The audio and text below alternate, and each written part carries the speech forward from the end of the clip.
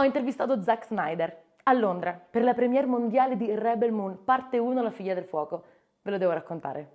Buongiorno, è molto presto, siamo in aeroporto perché stiamo per andare alla mia prima premiere mondiale.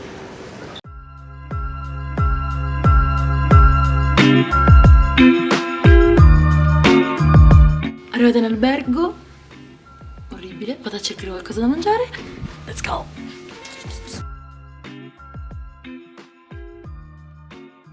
Primo impegno della giornata alle 6, quindi direi che nel frattempo ci possiamo godere un po' Londra, andiamo a mangiare qualcosa, troviamo un pub. Letteralmente noi nel peggior pub di Londra, totalmente vuoto.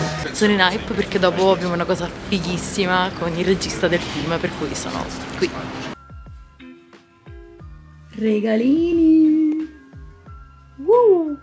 Ok, aspetta, di che parla Rebel Moon? Rebel Moon racconta la storia di un paesino agricolo ai confini della galassia che un giorno viene minacciato da un altro popolo decisamente molto più grande che è famoso per volere tutto quello che hanno gli altri, cioè, quindi non proprio simpaticissimi, diciamo. Però belli, sì, non mi sono innamorato dell'attore, no. Uno degli abitanti del villaggio, però, con un passato decisamente oscuro, decide di ribellarsi a questa minaccia e va in giro per i vari pianeti della galassia alla ricerca di persone che possano aiutare questo popolo a salvare la sua terra. Ok, direi che il makeover ce l'abbiamo, ristrutturata. Adesso si va. Tra quanto vi sporcherò la giacca bianca, che è l'unica giacca che ho per questi giorni, sono aperte le scommesse.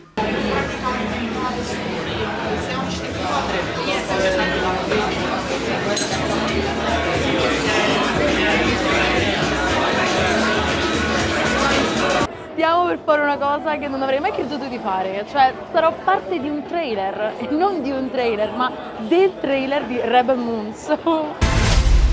It's a new age for the universe.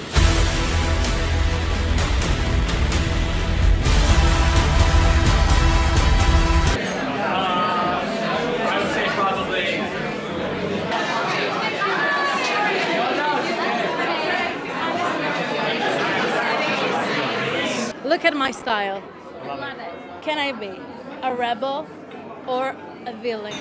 I think a combo. Because your style is so unique and rebellious. I think the same. Freddo, stanchezza, ma una serata pazzesca. A domani. Buongiorno Londra, buongiorno amici, secondo giorno londinese, questa sera c'è la premiere di Rebel Moon. Ma soprattutto, wait. Yeah. Questa mattina c'è il junket con il regista e con il cast, cioè le interviste. E indovinate un po' chi sta per andare a farle? Proprio io. Già. Mi sono vestita più casual che ho potuto, cioè casual elegante, diciamo, e sotto le Nike perché devo farmi 2 chilometri, quindi se devi piottare, cioè non è che posso andare, quindi più di matita e si va a fare un'intervista international. This is my first job. This is what? That is amazing! Congrats! Thank It's you. such an honor. So It is an please honor. be kind to me. We're gonna be Yeah, of course. really horrible. What did you do before? Can I go? Yeah. How did you guys work on your characters? Wow. It was a lot of work, huh? Yeah. I was terrified when I first read the script because the amount, how rich the script is. Everything looked like a mash-up of ideas. Like I could not see the movie at first. So many places, the way the world looks, everything was foreign, every single thing. But the emotional, like the humanity within the characters, that was clear and very relatable. And by the way, I started working on it probably 6 months before we started filming, but I thought, in my mind, we were gonna film tomorrow. Like, just breathe, keep reading it over and over, and little by little, things start to shape, and the character comes to you. I always believe that I truly believe in reading the script over and over, and spending time with the characters. And spending time with the characters, I never try to learn my lines, I always try to understand the story. Sometimes I read the script backwards, I go from a scene and want to know where I come from, before that scene. But basically, spending time with the character is going to the gym and being with them. I completely agree. The foundation is just reading the script over and over and over again. Hundreds of times. Every time you read it, it's like my granddad used to talk about one of his friends in Austria, in Vienna, that would go to an art gallery And instead of walking through the gallery and looking through, kind of how I sometimes do, I walk through fast and I see something, I like it.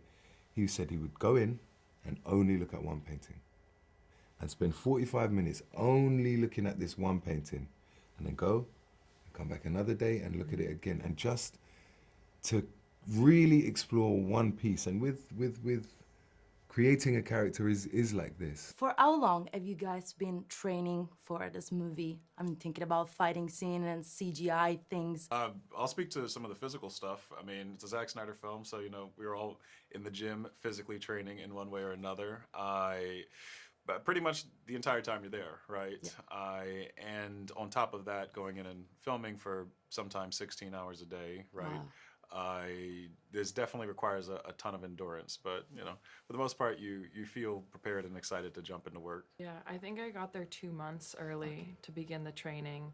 I'd never done any stunt work or any weight training, so I was in for a rude awakening, but the stunt team was wonderful, and as was our trainer. Michiel, I wanted to ask you, your character embody one of the moral of the film. Maybe that's my opinion. No, that is actually, no, kidding. Yes, I get it. Okay, keep going. Thank you. He's just a farmer that, yes. Without hesitation, becomes a warrior, a kind of warrior, just for save his land, the people that lives there. And I wanted to ask you, how did you find the inspiration for build this man, this character? Well, you're right. He's a humble farmer.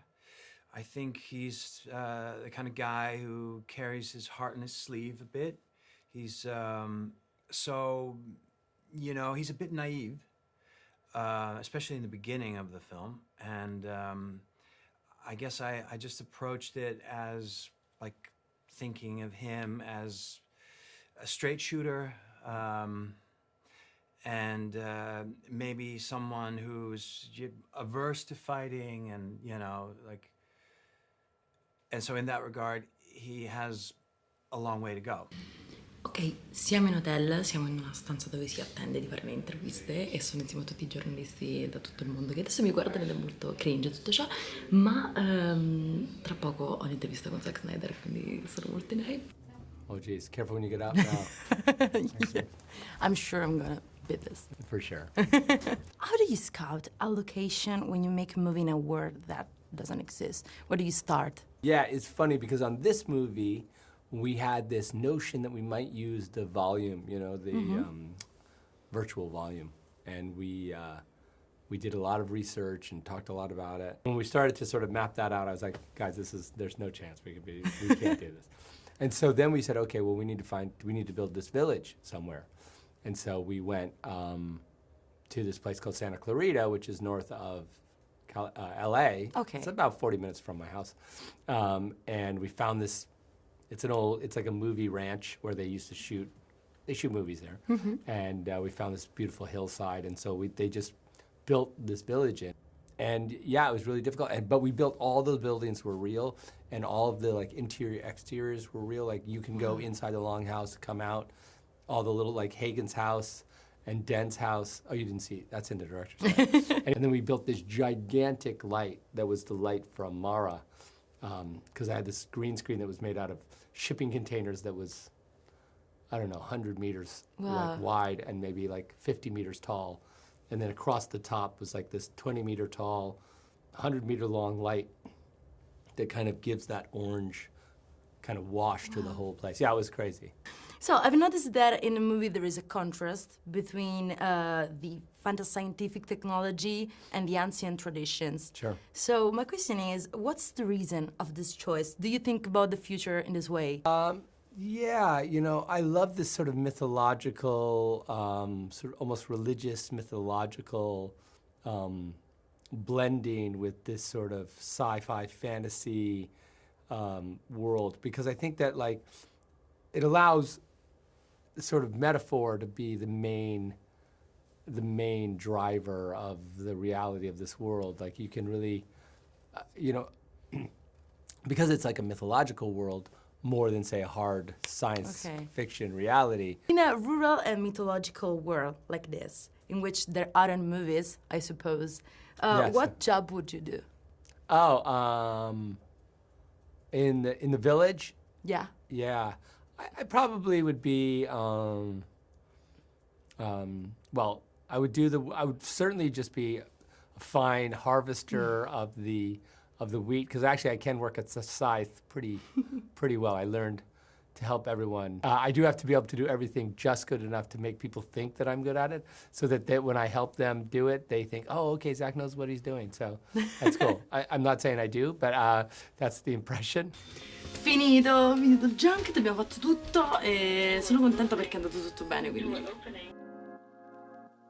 Ready to go at the premiere! Non vi faccio vedere l'outfit, ma tanto lo faccio vedere dopo. Non è casual, che era come doveva essere, però vabbè. Ok, è tipo il cinema più grande che ho mai visto nella mia vita, quindi sono tipo super excited. Andiamo a scoprire Rebel Moon. Allora, siamo stati catapultati nel mondo di Rebel Moon, sembra un rave, è fighissimo.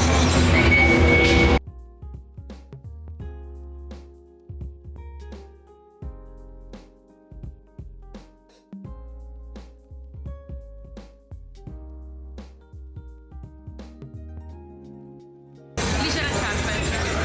Ora ci spogliamo e facciamo le scarpette.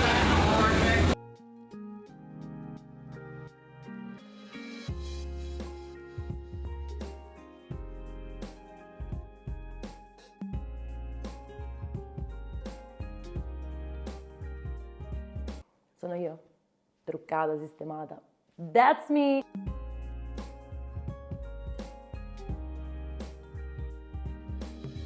Non so se siete pronti.